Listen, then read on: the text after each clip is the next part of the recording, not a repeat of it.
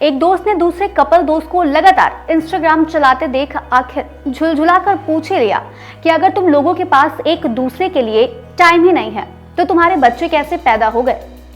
Couple ने भी मजाकिया मोड में जवाब देकर कहा कि हमने बच्चे भी इंटरनेट से ही डाउनलोड किए हैं।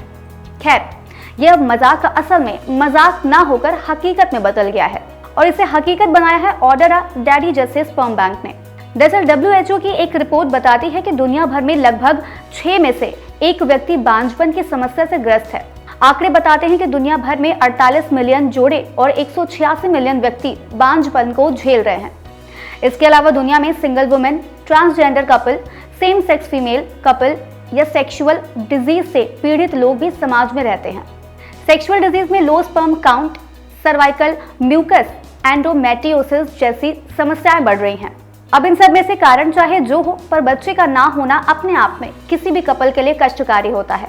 इस कष्ट को खत्म करने के लिए पिछले कुछ दशकों में असिस्टेड रिप्रोडक्टिव टेक्नोलॉजी को विकल्प की तरह अपनाया जा रहा है। इस तकनीक में आर्टिफिशियल प्रोसेस से मेल के स्पर्म और फीमेल के एग को मिलाया जाता है। ART में आर्टिफिशियल इंसेमिनेशन, IVF जैसी तकनीकें शामिल होती हैं। आर्टिफिशियल इंसेमिनेशन के लिए भारत समेत कई ऐसे देश हैं जहां स्पर्म बैंक वाली एजेंसियां मोबाइल ऐप और क्लिनिक के जरिए लोगों को होम इंसेमिनेशन किट डिलीवरी की सुविधा दे रहे हैं, जिससे घर बैठे लोग अपने स्मार्टफोन पर अपने होने वाले बच्चे के लिए सही पिता का सिलेक्शन कर रहे हैं।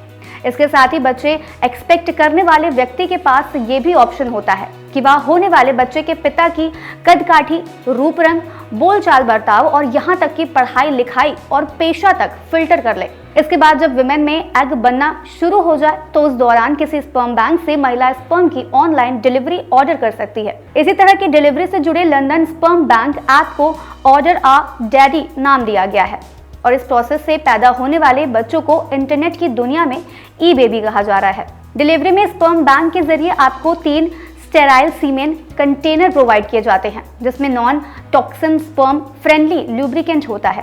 साथ ही डिस्पोजेबल प्लास्टिक स्टेराइल पाइप और डिस्पोजेबल स्टेराइल पेपर ग्लव्स होते हैं। इस किट में इस्तेमाल करने के लिए निर्देश लिखे होते हैं।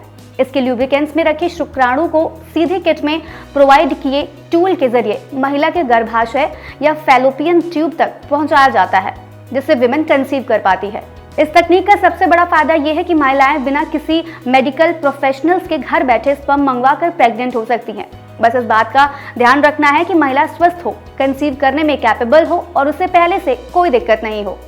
हाँ, अगर किसी भी तरह का हेल्थ इश्यू है तो उसे फर्टिलिटी सेंटर जाना होगा। आंकड़े बताते हैं कि आर्टिफिशियल इंसेमिनेशन की सफलता दर हर मासिक चक्र में 35 की उम्र तक की महिलाओं में 15.8% है, जबकि यही दर 35 से 39 की उम्र में घटकर 11% हो जाती है। आगे 40 से 42 साल की उम्र तक पहुंचने पर यह दर 4.7% ही रह जाती है। भारत में इसका खर्चा 3,000 से 20,000 तक है। वहीं दूसरे देशों में ये खर्चा 50,000 से 1 लाख तक भी पहुंच सकता है। चलते चलते आपको बता दें कि American Society for Reproductive Medicine, European Society of Human Reproduction and Embryology और International Federation of Fertility Societies जैसी वैज्ञानिक संस्थाओं ने दुनिया भर में ART सुरक्षित इस्तेमाल के लिए गाइडलाइंस भी बनाई हैं। इसके अलावा अमेरिका, यूरोप और ऑस्ट्रेलिया में फर्टिलिटी क्लिनिक्स पर निगरानी के लिए भी कई कदम उठाए गए हैं। हाँ, भारत में ART को लेकर अभी तक ऐसा कोई कानून नहीं है।